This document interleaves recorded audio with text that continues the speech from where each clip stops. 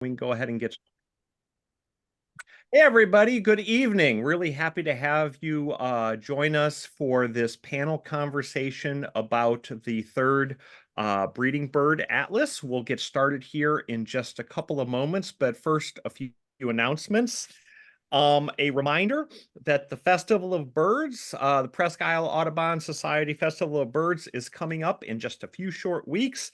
It's May 17th, 18th, and 19th, and there are still a few spots available. So if you are interested in joining us for the festival, you can go to the same site where you got the link for tonight's program, and you can sign up for that. This program this evening, while it is happening on April 30th, it is actually standing in for our May program because we've got the festival in the middle of the month, so there will not be a May program, but you get two April programs this year. On June 9th, Sunday, June 9th, we will have the members picnic. And it's not even just a picnic, it's also a movie and a picnic. Wings Over Water is showing at Trek, so the picnic will be held there.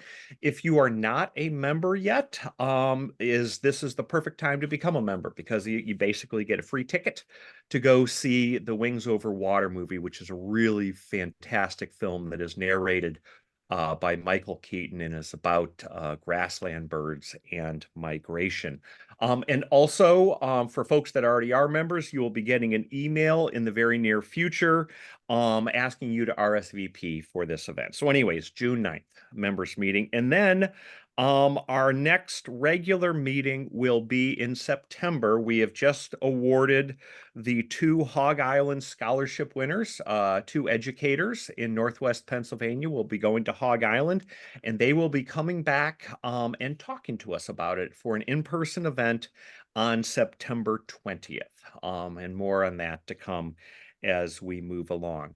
Okay, so I am going to drop into the chat right now a link that has a feedback form. And I would love it if before everybody leaves tonight, if you could click on that link and give us your thoughts and feedback on tonight's program, as well as if you were in person for Dr. Ron Mummy's program just a couple weeks ago, you could also leave feedback for that one. You'll see the first question allows you to select which event you're giving feedback to. So if you came to Ron Mummy's event, please take a moment on that as well. And then finally, before we kick it off, questions. If you have questions throughout our presentation, please put them in the chat. And if you could indicate which person the question is for. Each of us are going to present a little bit about the Atlas, and we're each going to do a portion of this program. So if you want Scott to answer your question, he's going to be talking about particular things, then just click Scott and then ask the question. So anyways, and speaking of who we have here this evening, we have Scott Stoleson, who is the Northwest Pennsylvania Regional Coordinator. So everyone say hi to Scott. We have Katie Andersen, who is our Erie County Coordinator. Say hello to Katie. Hello. And then we have the Warren County Coordinator, Lewandowski. Say hi, Allie. And then I am standing in for Crawford and Venango tonight. I help out. Ken Pino and Rob Hodgins are the lead Crawford County coordinators, but I'm helping them out whenever if both of them are out of town, and so I'm doing this tonight. But I'm really the Venango County Coordinator, and so I'll be talking a little bit about that. So anyways, without further ado, let's get into our program. And our first presenter this evening is going to be Katie. So Katie, please take it away. Hello. All right. Hi, everyone. So yeah, first up, what the heck is a bird atlas? This is basically a standardized way for us to map both the distribution and the abundance of birds over a defined period of time, in this case, over a 5-year period. We do this every 20 years. So basically, this let us look at how bird populations are over time in a standardized way that can be measured against each other. And this is really important for a lot of our conservation and the policy management on there. Next slide. So Pennsylvania, we are on our third atlas now. The first one was done in the mid 80s, 84 to 89. And then the second one was back in 2004 to 2009. This one kicks off here in January of 2024. This one has a winter atlas component as well. So that'll be wrapping up. That starts on the December of 2024 this year, and that'll wrap up in 2029. The first two atlas, oops, sorry. So the first two atlases were super successful. In fact, the second atlas, we managed to get every block in Pennsylvania covered. So that's something that we are hopefully going to be able to do for the third atlas as well. Okay. Okay, so yeah, so why do we do the atlas? It's probably one of our most complete tools for conservation. So a lot of people are familiar like with breeding bird surveys, Christmas bird counts. Those all give us like little snapshots of what's going on with bird populations. We have eBird, which is theoretically a little more comprehensive, but it does have its issues too. The thing with eBird is people tend to concentrate their birding in certain locations. So this is eBird maps of black-throated green warblers eBird distribution. And it looks like this bird is very concentrated in the Philadelphia area and hardly, way more sparse in the Allegheny National Forest. But that's just because you have a lot more birders, a lot more hot spots in that Philadelphia area. You have a lot of remote spots that are harder unless you're targeting the birding there in the Allegheny National Forest. I don't have pictures, but Erie County is like this too. Erie County's bird list is fantastic, but it almost all comes from Presque Isle, and a ton of the county is very underbirded. So our laws that protect the birds are generally focused on breeding birds. So atlasing helps us get kind of this really fine scale picture of when and where the species are breeding. It helps us to check changes over time, changes even in breeding timing as we see birds adjusting to things like climate change. Okay. So yeah, conservation is a really, really big part of atlasing. It helps us revise, populations that increase maybe don't need as much work with them.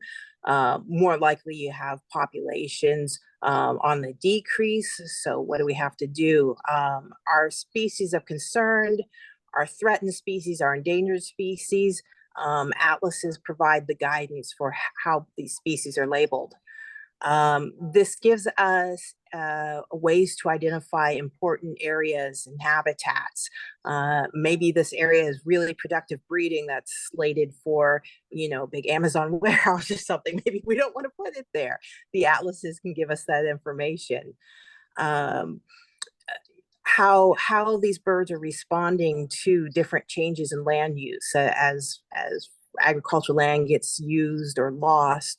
As we get forests, different types of forests managed or not managed, and how the birds respond to those changes. It lets us set the priorities. Who is in the most need of having work done? Which species really are top of the list for needing help? And it gives us this really complete picture of our birding populations.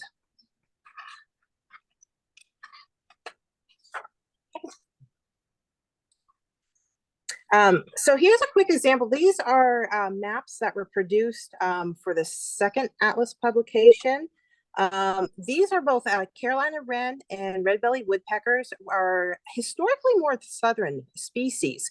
And these maps show how we've seen a shift northward with both of these, probably in response to a couple factors, increased bird feeding being one, warming climate another. And we expect we'll see this trend a lot more with other birds as we go through the third atlas here. And next slide. So this is really kind of cool. If you don't know, Pennsylvania is home to up to 17% of the breeding population for scarlet tanagers. So like we are this major chunk of the scarlet tanager population. So the top map here shows just where the birds were distributed, just detected in one way or another throughout the state. And it looks pretty even. The second map, though, is where we use the abundance data, like collected through point counts in particular. You see there are areas where the scarlet tanager are much more likely to be seen as breeding birds throughout the state. And again, that has major conservation implications.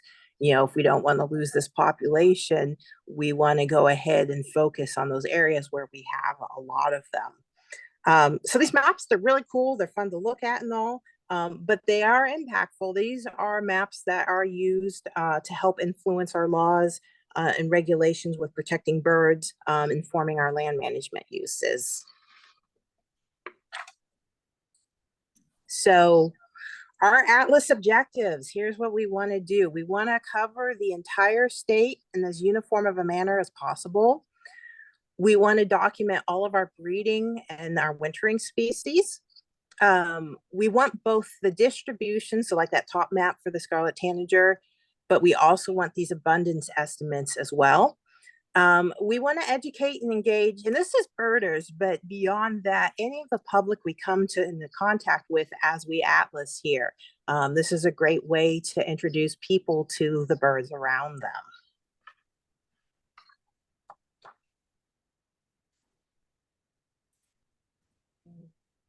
Now we'll turn it over to Scott. Thank you, Katie. And Scott, take it from here. And whenever you want me to advance, just tell me to advance the slide.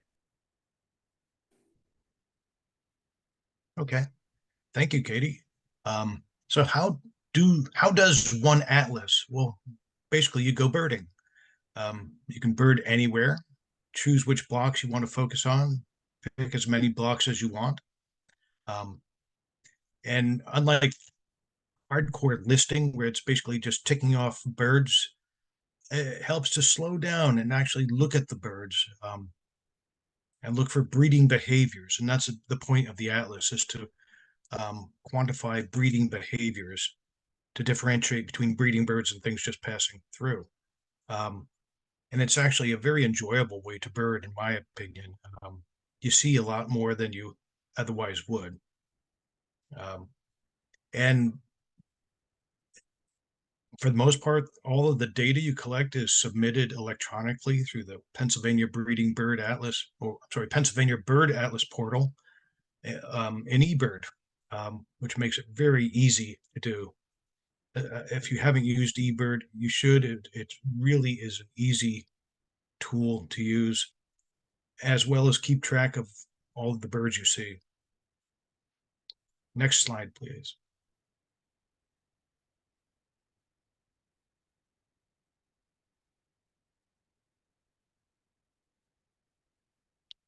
Okay, so the state is divided up into quite a few blocks that basically correspond to USGS quadrangles, and each quadrangle map has a name and is divided up into 6 sections, and that's how the different blocks are named all throughout the state. There's almost 5,000 blocks in the state, and ideally, we will cover, at least to a certain degree, every block in the state as we have in the past. These are the same blocks that we used in the last atlas. And they average, not average, they are about 3 miles by 3 miles in area.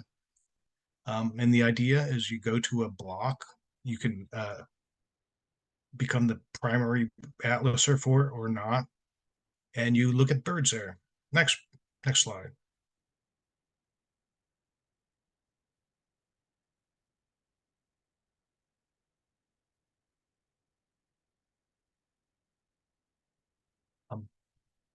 And as I mentioned, you know any breeding behaviors, and there are 3, well, actually 4 statuses of breeding behavior. the lowest is just observed.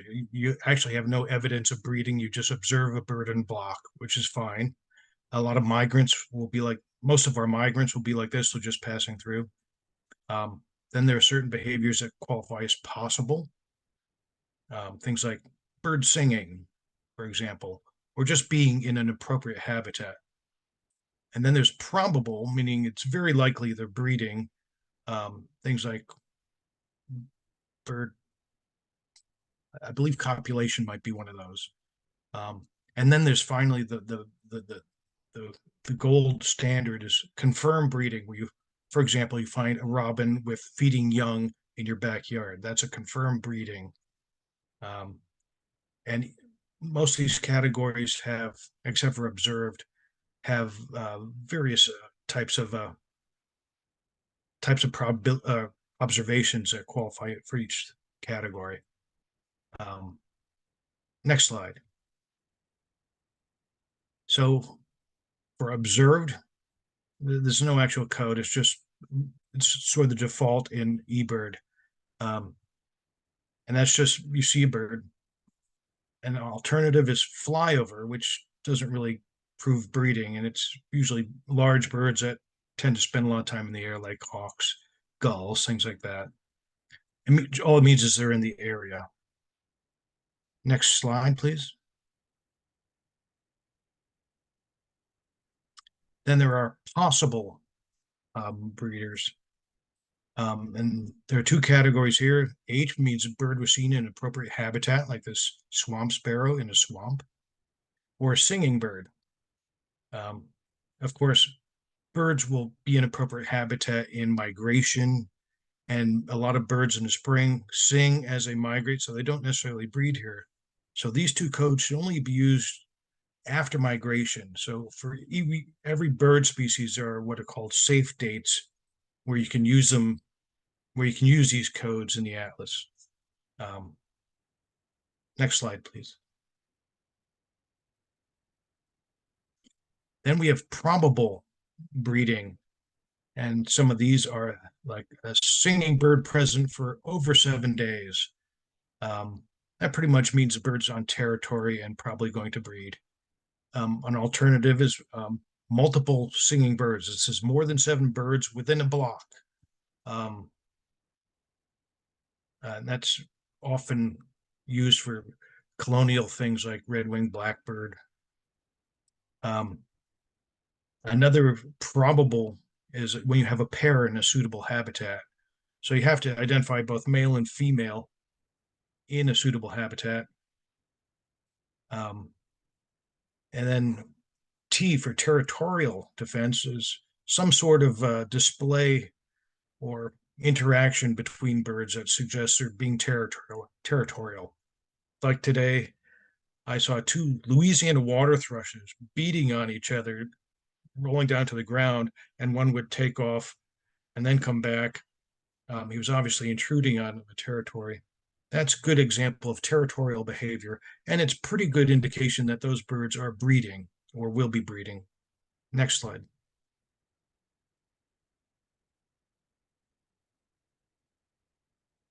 Some more probable codes are courtship, display, or copulation. These are all behaviors that are associated with pre-breeding. So they don't actually have young yet. And it takes a little bit of thought to determine which one it should be, except for copulation, that's obvious. One that I'm seeing a lot right now is N for visiting a probable nest site. A good example are cavity nesting birds like this prothonotary warbler visiting a cavity. We don't know that it's actually nesting there, but it's visiting a probable nest site. Another example is today I saw a couple rough-winged swallows along the Allegheny River fly up into a hole in a bridge and check it out. They didn't stay, but that's visiting a probable nest site or a future nest site. Another probable behavior is agitated behavior. Parental birds, when you approach a nest, tend to get kind of peeved. And that is an indication that the breeder, migrants usually don't care if you're nearby. And it doesn't necessarily agitate it about your presence. It could be a predator or something else. But parental birds tend to be very safety conscious about their kids. Another probable is wren or woodpecker nest building. You would think that a wren or woodpecker nest building is normally a confirmation, but both wrens and most woodpeckers will drill holes or build nests that they don't actually breed in. It's often males will start that to attract females, so it's not technically breeding yet, but it probably will be. Next slide.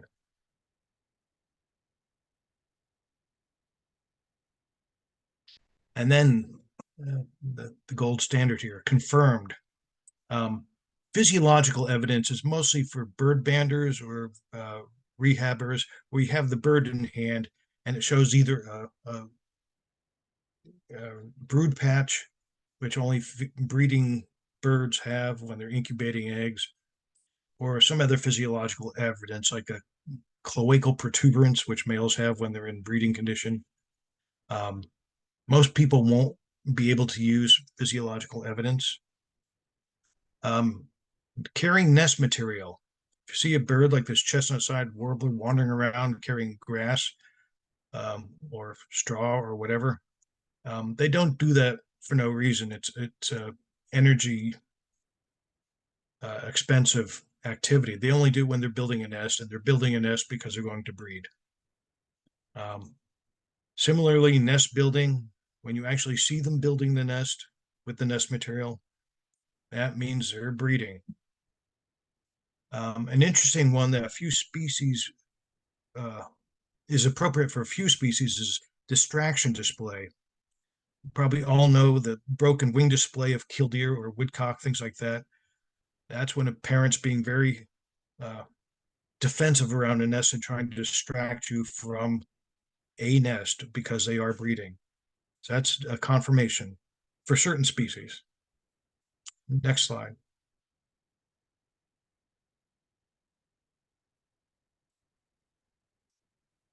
This one is can be tricky. Sorry, go back. Thank you. Use nest. This only refers to nests that are used in this year. Next year you can use this year's nest too, but it's tricky because you have to know exactly what species it is, which is easy for things like Baltimore Oriole or some of the vireos. It's not always easy. But if the nest is there, birds used it. But we don't use this year for birds that were last year because we're only looking at birds that are breeding in 2024 through 2029. Okay, probably one of the most common confirmed codes is ON for occupied nest. This is a bird at a nest where you can't see the contents. So it could be on eggs or chicks or whatever. It's just an occupied nest. FL stands for recently fledged young. For precocial birds like ducks and stuff, these have to be pretty small young because they do wander once they get older. But that's a good indication that they came from a nest somewhere. But it can be used for any kind of bird. And especially in late June, July, when all the warblers are feeding fledglings, you can hear the fledglings if you have better hearing than I do. And it's used a lot then. Another one that's very useful is carrying food. This isn't just a bird picking up a single food item and disappearing. It's when it's carrying a mouthful of food, like 5 to 10 bugs in its mouth. Birds, if they're eating for themselves, they don't carry a whole lot of insects in their beak. They just gobble it down.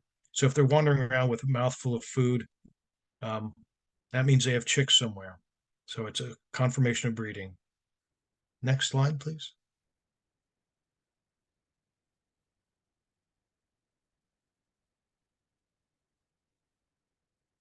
Okay, some more confirmations are feeding young. The young are out of the nest and the parents are bringing them food. And this can also be used for cowbirds. Of course, cowbirds' chicks are raised by parents that are not their own species. In that case, you can use this code for both species. A lot of birds will carry the feces of the young that are in the nest away from the nest so as to not attract predators. So that code is FS, carrying a fecal sac.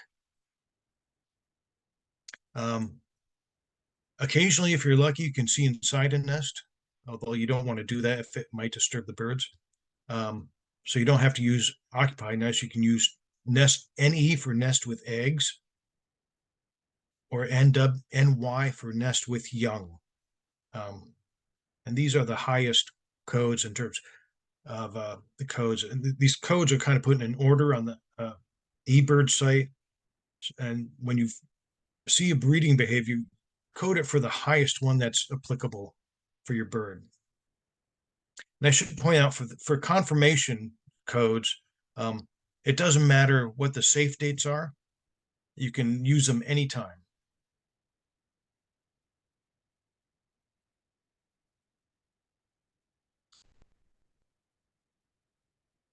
This is a page from eBird, and it has all the codes at the bottom here.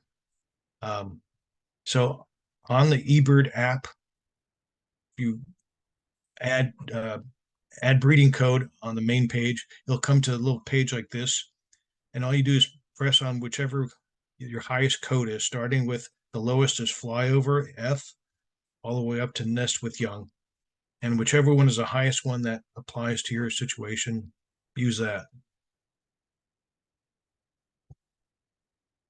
Next slide, please.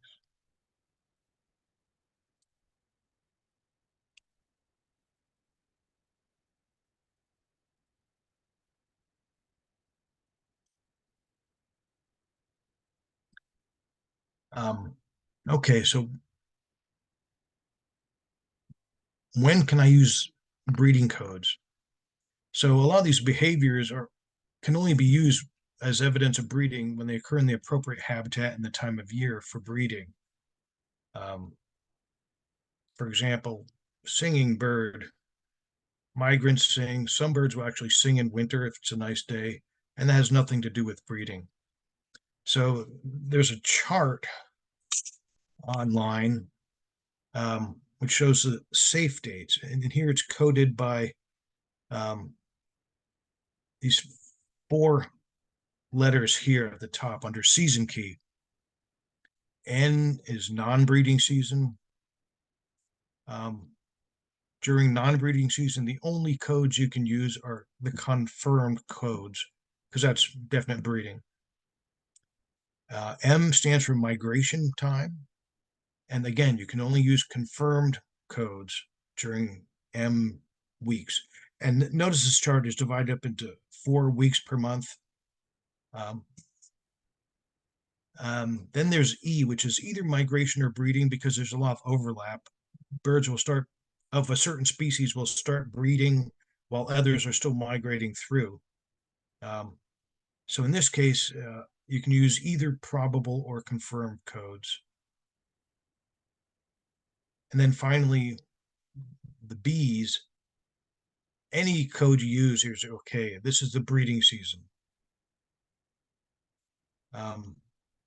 This chart is a little intimidating at first glance, but it is useful.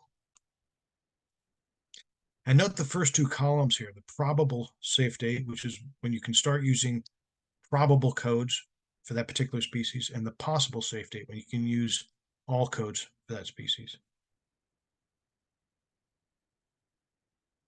Next page. Okay, so here is where I will take over, Scott, and talk a little bit about actually how to submit the data. So thank you very much. So Scott was talking about how to submit data, and you can submit data in one of 2 ways. You can use the eBird app, which is very useful. because you can carry it with you in the field, and there is also value for being able to record the track upon which you are walking around, and so it's very useful to use it in the field. But you can also submit data onto the website, and you'll notice that the website is ebird.org/atlaspa. And by the way, those safe date charts that Scott was just talking about can be accessed from that ebird.org/atlaspa. So you can get all of the information, all the different screenshots that we have here this evening are all available on that site. In fact, I'm going to go to that site here in just a minute, and I'm going to show you how to select a block. But all right, so one of the things that's important for the eBird portal is that you attach it to the Pennsylvania Bird Atlas. I mistakenly keep using the word breeding because we're doing winter birds as well. So the Pennsylvania Bird Atlas. And so actually the image that we have here on the screen is actually not correct because eBird just did a sort of an update of their fonts and everything. And so you will see that I have it indicated here that you can click on those three lines right there. But in reality, if I could pull up my phone here, where you can get it, if this can be seen, is at the bottom right-hand corner, there is a More button. And then it's got like three little dots. And if you click on that and you go to Settings, you can select a portal that you want to be attached to. And the portal that you want to be attached to is the Pennsylvania Bird Atlas. Okay, so you can go into that and you can select that. You can leave it on all the time, even if you were like birding out of state. The data won't get forwarded. So you could just leave it on there if you would like. It doesn't matter because the data will be filtered out if it's not appropriate.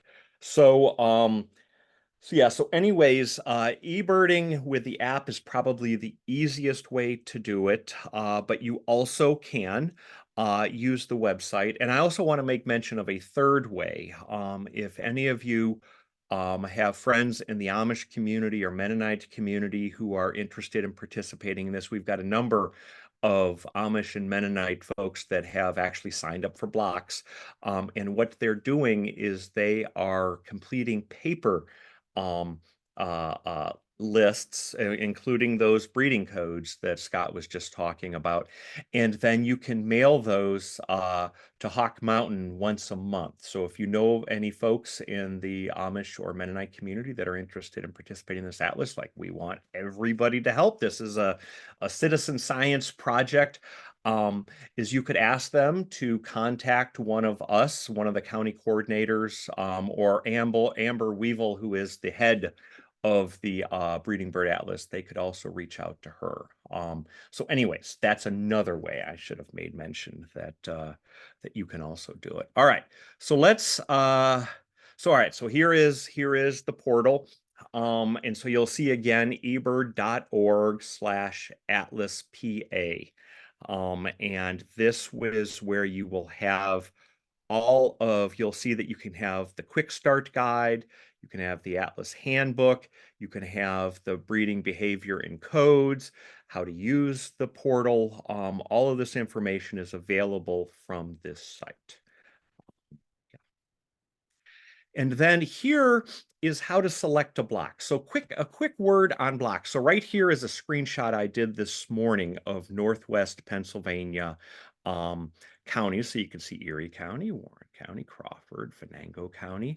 And the ones that are in blue are blocks that have been selected. And essentially, when you are selecting to be a block leader, it's not that you own the block and that nobody else can bird there. Anybody is allowed to burn at any block that they would like to.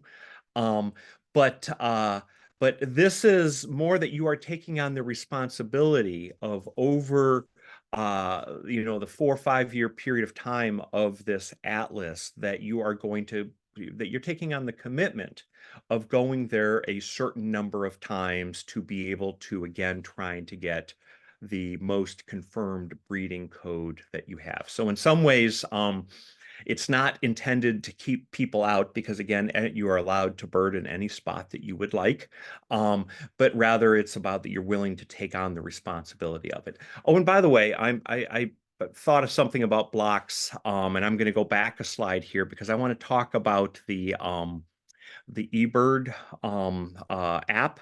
One of the great things about the eBird app, and particularly once you've selected the Pennsylvania Bird Atlas portal, is that if you are getting near the edge of a block, the phone will vibrate and it will actually pop up message and will say, you're near the edge of a block, stop, or at least maybe end your list and then you can start another list. And speaking of that, there's a desire to have lists that are 30 minutes or less, and go a mile or less, and also are connected to habitat. So even if you are like walking through 3 different habitats and it's all happening within a half mile, you would want to start a new list for each different habitat. If you're like in some, wooded area and then you go into a wetland area, that would be a point where you'd want to have 2 different lists. But the carrying the smartphone with the eBird app will help you know when you're on the edge of a block. So there, I forgot, I wanted to mention that. Okay, so let's look at how you sign up for a block. So hopefully I have got a link here. Can everybody see the website now? Someone give me a thumbs up. Yes, okay, good. All right. Okay, so anyways, this right here is a list of all the blocks for the state. And I am going to zoom in here a little bit. And since I am Venango County, I will use a Venango County as an example. If you are interested in We're not. If you need to switch screens or something. Oh no, you You're on the PowerPoint still or something. I don't know. Am I? All right, hang on a second. Or tab. If you right click the block request link and say open a new tab. There we go. All right, that may be a good idea. Yeah.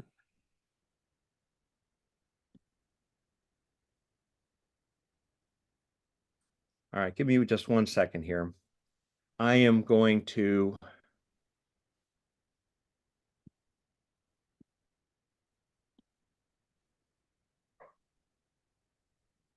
Are you able to see it now?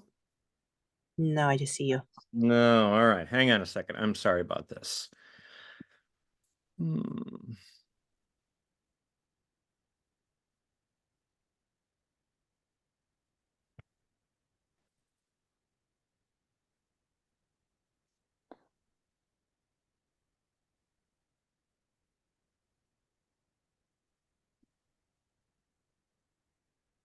I apologize for this, folks. Give me just 1 more minute here to try to figure this out. And then I will just do it without doing this. All right, here we are.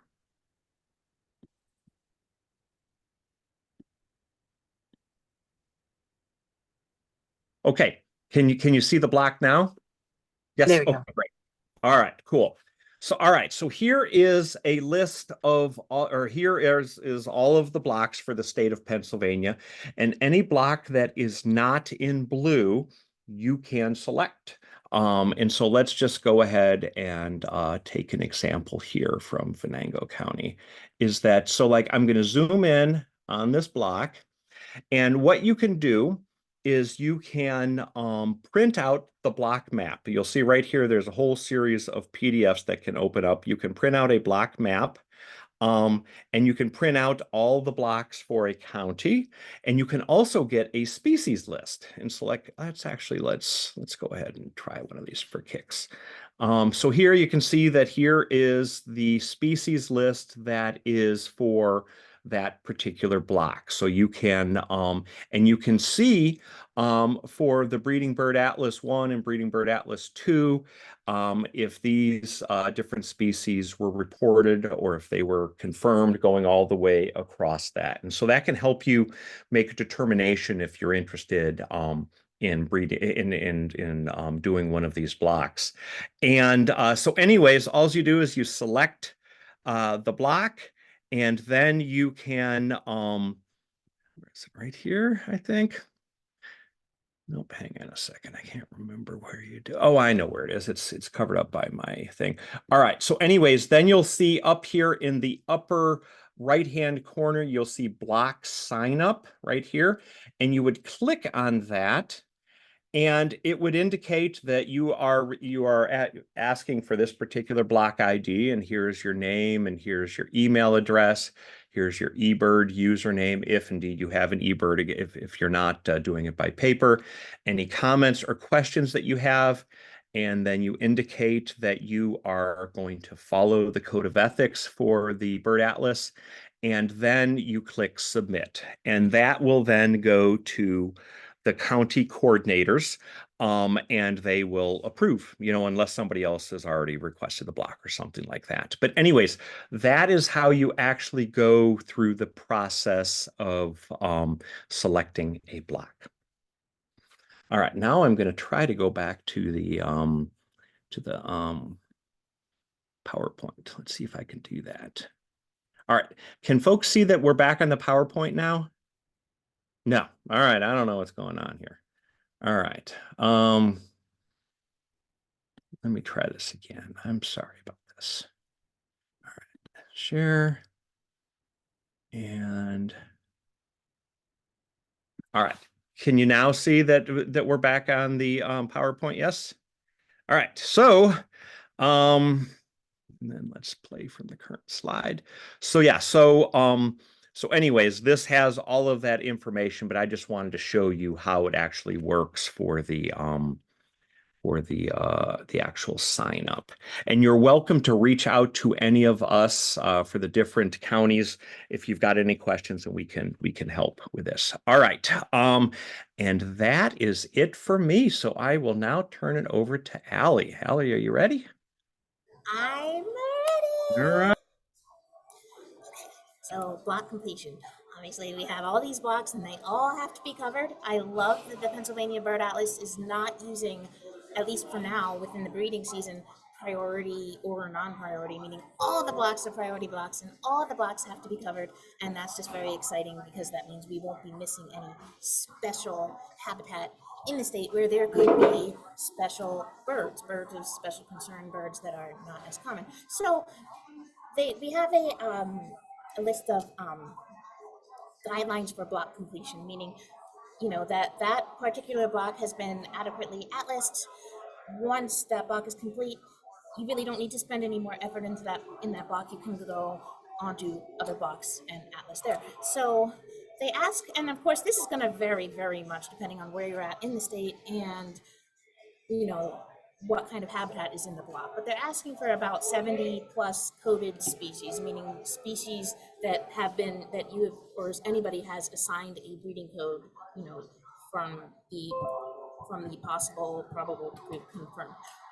They're asking that 20 plus hours spent atlasing in the block total. And again, like if you look up and this will be in a slide too that's coming up, but it's all on the website, the PA Bird Atlas, ebird.org/PA Bird Atlas. Under Explorer, you can look up all the blocks. You can see how much effort has been put in, how many species have been confirmed, which species have been confirmed.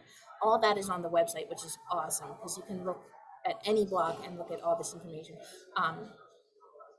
They ask for at least 3 visits at different periods of time in the year. For example, April, this time of year, you can still find owls, hawk nests, the leaves haven't really leafed out yet, or just starting to. You can still get like American woodcocks displaying, and then through, of course, you get into like the heated breeding seasons, usually like mid-June, but like also, late breeders, you'll get like cedar waxwings, American goldfinches, birds. I still have found fledgling birds in areas through September. So, to get some of the late breeders too, it's good to make multiple visits to the blocks. You should also try, if you're able, to get into all the accessible habitats within the block. Obviously, Sometimes some areas are going to be easier to get into than others. Luckily in Pennsylvania, you can do a lot along the road. You can find tons of birds just walking along the road and observe them nesting. You wouldn't think, but it's really pretty incredible. And then, there might be a like say a wetland in the block that, maybe it's harder to get to, but definitely try to, because there will be birds that breed there that aren't breeding in the forest or along the road. A way you can find out what habitats are in the block, other than, being there itself, is to look at satellite imagery. It's really, really helpful to look at satellite imagery and topographic maps to get an idea of what habitat types are in that block. Like, is there farm fields? Are there wetlands? Deciduous forests? Are there like plantations of spruce or whatever? Like, it's really easy to see those on the map, because they'll get like these uniform blots of just dark green. And then you can figure out within the block how many different places you have to visit to get the most bird species coded within that block. And then they also ask that you spend at least, well, for each block, it doesn't have to be all you, one person, just total 2 hours of nocturnal atlasing. So, eBird has their protocol for what makes a list nocturnal. I think it's 20 minutes after sunset and 40 minutes before sunrise. And that's for owls, woodcocks, whippoorwills, any specifically nocturnal birds that you're not really going to observe readily during the day. So these are, it sounds like a lot, but I know for me, one way that I've done it, if you notice that, like, say, red-winged blackbirds are nesting right now, they're pairing nesting material, and you see that happening in one block, chances are it's happening in nearby blocks too. So if you have the ability to get to different blocks, and it's nice in Pennsylvania that you can just go from block to block, you don't have to jump to like priority blocks. They're all right there. You can go around and find like the species that are showing obvious evidence of breeding. Phenology wise, it's going to be about the same in all the blocks that are nearby. So I guess you can switch to the next slide, Brian. So, I mean, this PowerPoint is from Amber. It talks about how we're doing so far. Obviously, this is updated, by the hour. I submitted a list right before I came here. It's especially now that birds are pouring in and it's warm. These stats, I'm sure these stats are like way old by now. So it's really, really exciting to go on the website and just like check on the progress of like your blocks, nearby blocks, your county, etc. See what's nesting where, and what birds have been confirmed. It's super fun, and it can be addicting, and yeah, it can definitely take over your life, but in a good way. So you can switch slides, Brian. So I guess Amber had done this, so she has the counties around where she is, and center. She's in State College, Huntington, far from Huntington County birders. Again, I'm sure this is all like way out of date by now. Like day by day, it's going to get more and more exciting, which is super awesome. You can go to the next slide. So as I mentioned before, use eBird to explore the Atlas data. Go to Explore. You can type in a county. You can type in a block. You can look at a map. You can change the map. You can look at you can look at like a specific species and see, like here it shows bald eagle, like the black dots are where blocks that have confirmed that species. The light purple is possible, the dark purple is probable. You can type in any species and find that data. You can look at how many effort hours have been put into any blocks. You can look at like the whole map that way. So if you're like, say you're visiting somewhere and it's like, oh, you want to do some atlasing, it's an easy way to see what area needs some effort as far as atlasing. I know Katie mentioned at the very beginning, one of the problems with eBird is how people tend to go to hotspots. They tend to go to the same areas, but really there are so many amazing birds in areas that are not hotspots. And it's just really exciting to go somewhere where like nobody's birded, nobody's submitted even just a regular eBird checklist recently or ever, and be like, wow, there's these great birds and they're nesting here. Like that's such a great feeling. So and then so you can also look at, use the map to see how many species have been coded. It's really, really, really fun to just go on the website and just fool around and see what you can find. I highly recommend it. It's the next best thing to actually being out there and listening. So, okay, checklist guidelines. So stay within the block boundaries. Obviously, that's very important. It's an atlas. It's geographical. That's why, that's the whole point, is to know where these birds are nesting. If you have to cross a block boundary, you have to start a new list. I know there sometimes get to be like sticky situations where okay, I'm walking along this road and this road is the exact block boundary. Like, what do I do? You only code the species for each checklist that you do. You want to code just the species that are within that block. You want to submit all the species like you would any regular eBird checklist. Like you still want to submit a complete checklist and count all the birds that you observe, but only code the ones that go with that corresponding block.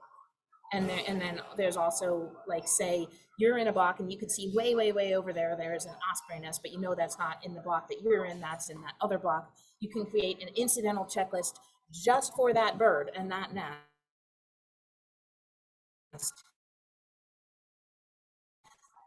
In the other block, as close to you as you can get it, as far as where you drop the pin, because where you drop the pin is where the checklist, that's the block that the checklist is going to show up in.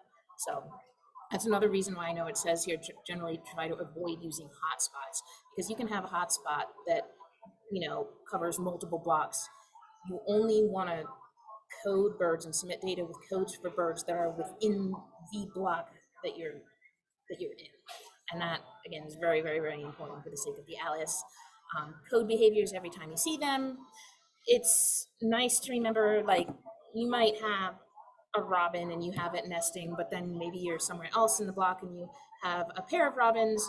You can still code the pair, even though you've already confirmed that species. It doesn't hurt to code species, and it especially gets easier once more species are in their safe dates. It's definitely frustrating at first when you're like, oh no, like, is this bird, is it in the safe date? Like, is it definitely breeding, or is it possible? Like, I know I had to check on Carolina wren. It's like, okay, Carolina wren, if they're there now, they are in their safe dates. So that kind of thing. Brian mentioned also, even for short checklists within habitats, I definitely at first was like, oh, no way, but I've actually kind of gotten used to it, submitting lists and doing a new list once you get into a new habitat. I know it's kind of hard when you're walking in the woods and there's wetlands all around and you just hear the wetland birds, even though you're not in the wetland.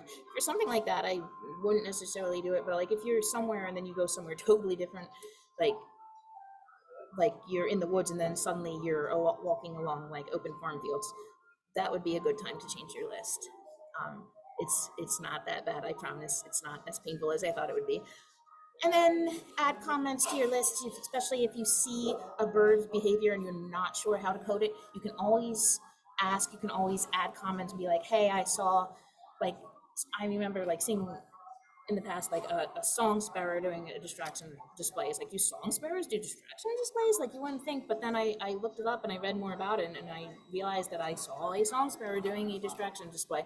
And just really, you can really observe some really interesting behaviors, and it helps if you add comments when you observe these behaviors, not only to clarify the code, but just because it's cool and it's fun, and you can look back and have those memories. So this next one, I guess. I think that's getting towards the end, right? Oh, the Atlas of Life. So I don't know about all of you, but there's an app that I sometimes use called iNaturalist. and it's kind of like eBird, but it's for everything. But you also need to submit like evidence, like photographs or recording for everything you submit. So basically, if you're out and you're also observing, plants, herps, insects, fish, anything that you can also submit to this. It's a project that's going on at the same time as the Atlas, and it's really cool. It's not anything that you have to do. It's just, again, something, if you want to do it, it can be really interesting. And of course, that data can be used together with the Atlas data and be like, oh, like there's a lot of these bog plants, like say I find sundew, it's like, okay.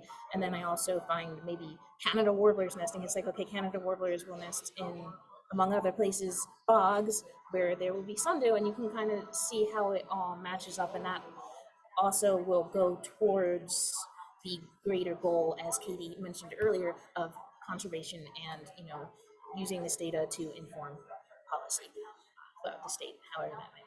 So it's just something really cool. It takes a little bit getting used to. There's a learning curve, but on INAT, I mean, but it's definitely cool. Yes.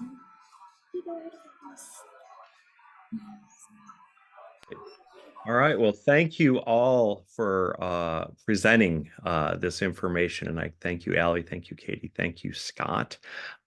So we have time for some questions. If any folks have questions, let's see down in the comments. Hang on one second here. I don't know what I'm doing anymore. I guess I'll stop sharing the screen. Here we go. So if you want to drop any questions that you have into the chat, we'd be happy to try to address those. A couple of things that I forgot to mention while I was doing my bit that I'm going to mention now is that when you are adding the PA Bird Atlas portal to the iPhone app or the Android app or whatever, sometimes there's problems if your app is not updated. So one of the key solutions is to make sure that your app is updated before you try to add that portal. So I wanted to mention that. And I also wanted to mention that I have an on nest pair of red-tailed hawks in our neighbor's yard. There is a male and female that are like exchanging. Like one is sitting on the eggs and then it'll take off, and the other one sits down. And so I have loved confirming that. But yes, so. Questions, or maybe for our presenters, is there anything else that you want to add to the things that you've presented here? Any last little tips you want to share with folks? I have a couple things that to bring up. You talked about, you can download from the Atlas portal the paper sheets to fill out, if you don't want to be using Atlas on your iPhone or whatever. And those you can hand out, like if you have neighbors who, like, they're not birder types, but they have a wren nest in their yard, they have a robin on their porch light, you can hand those out so those get recorded. That's a great way to kind of engage community neighborhoods and things like that with the Atlas, because that's all data. And the other thing is, when you're out atlasing, so I was doing this the other day, I had to go up to Coles, and I started noticing like the pigeons and the starlings and the house sparrows there. And I was like, these are birds we overlook because they're not like, warblers and tanagers and the cool stuff on there, but they are breeding. These pigeons, they had some nests. One of them had a definite young that they were feeding in there. So when you're out shopping and stuff, just take a minute to look at like your signage and stuff and see who's got a bunch of sticks up there. Because it is actually useful for us to know where these less exotic species are and how they're doing as well. Things that are very common, we can overlook declines on them initially, and these types of things can catch and say, hey, this species, even though it's still really common, we're seeing a drop in it. What's going on here? You know, we catch these little red flags early on, and maybe we can address problems before they become really big problems. So it's a couple tips. So that's would occur when you're noticing things outside of your chosen block. You can do that. Right, yeah, because again, you can be anywhere. The Yes. really the only thing the choosing to be a principal atlaser is you're just taking on the added responsibility to say, hey, I'm going to make certain my block really gets covered. All the different habitats get covered. There's really some effort to get all of these hours in. But anybody can be birding anywhere in Pennsylvania, and just putting in that data, and that just helps adds to that coverage. So when the principal atlaser goes through, they can say, hey, look, my block has already got this many hours. This percentage of the species have been confirmed as possible or probable. So now I only need to do this many more hours into it or anything like that. So yeah. So like I said, anyone, anywhere, any neighborhood, any yard, any park, any parking lot, it's all fair. It's all fair game. Well, we got the Prescott Audubon Facebook page got an email a few days ago from a fella who's watching a female mallard sit on a a nest in downtown Erie between 10th and 11th Street. Oh my. Yeah. So like that would be a point of data we would want to get added to the atlas there. Yeah. Well, It sounds like it would be hard to get started, but then once you got familiar with doing it, it would become a lot easier. Would that be correct to say? Yeah, it seems overwhelming. But if you go through the information on the portal, I believe there's some videos as well as there's like a quick start guide to how to get started. And then there's a little more informed information on each step of the way. And if you just take a little bit of time to review it, it actually becomes pretty obvious how the atlas plays out, how you need to bird, how you need to record for it.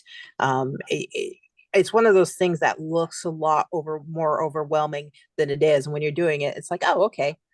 I'm just doing the normal birding I'm always doing. I'm just paying a little more attention to what these birds are doing.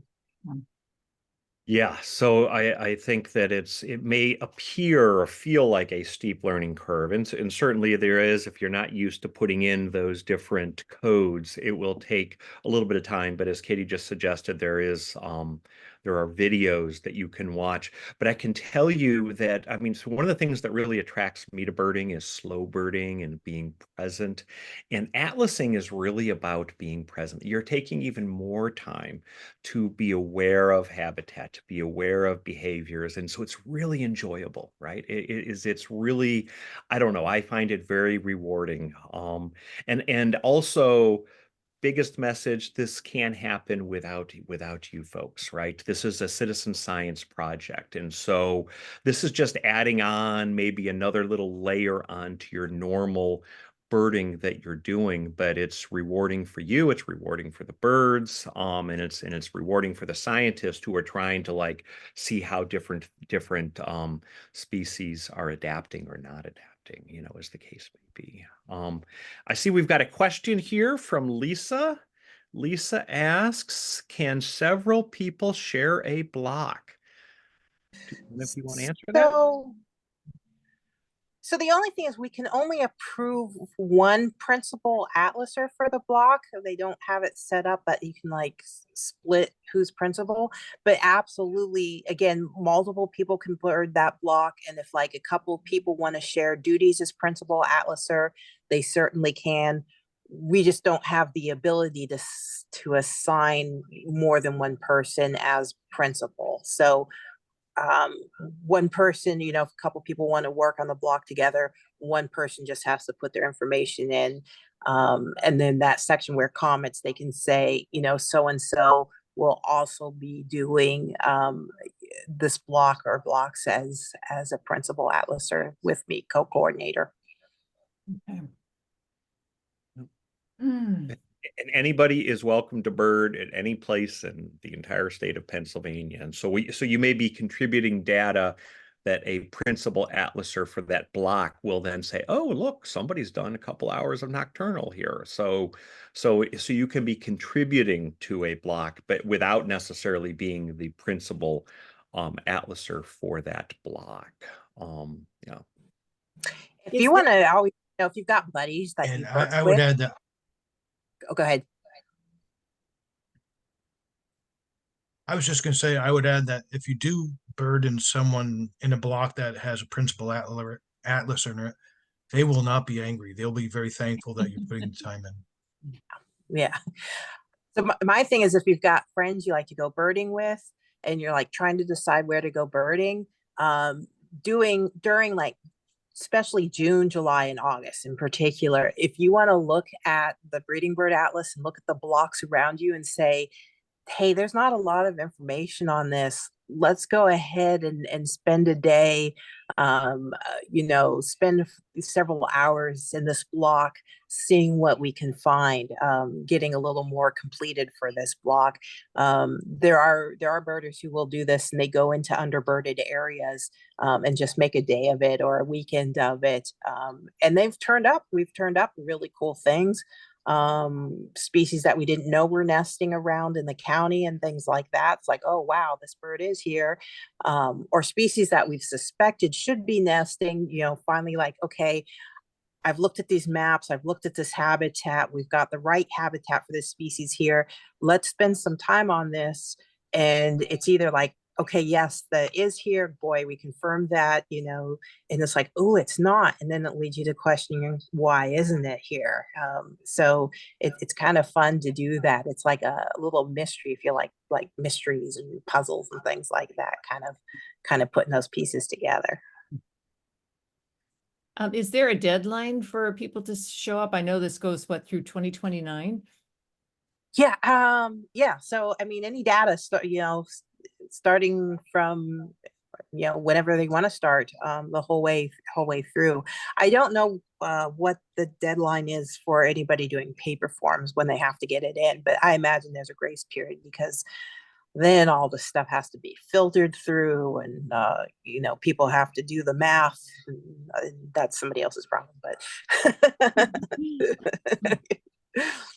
Yeah, for the people that are doing paper, they ask that they're sent in like once a month or something like that. So yeah, no, the atlas is on right now. It has been on since January 1, and it goes through 2029, as well as if you choose to be a principal atlaser for a block, and if your life changes and you can't continue, you can actually release that block as well. So you're not necessarily obligated across the next 4 years for that. So there is flexibility in that sort of stuff. So Allie has to leave us, so let's all thank Allie. Thank you very much for joining us tonight.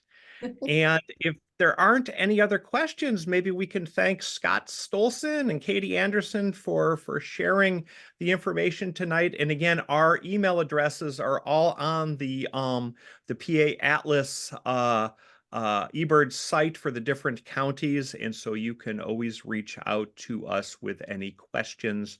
We're really happy to get as many people involved as we can. So anyways, thank you all very much for joining us this evening, and we look forward to seeing you out there birding. Thank you. Thank you. All right.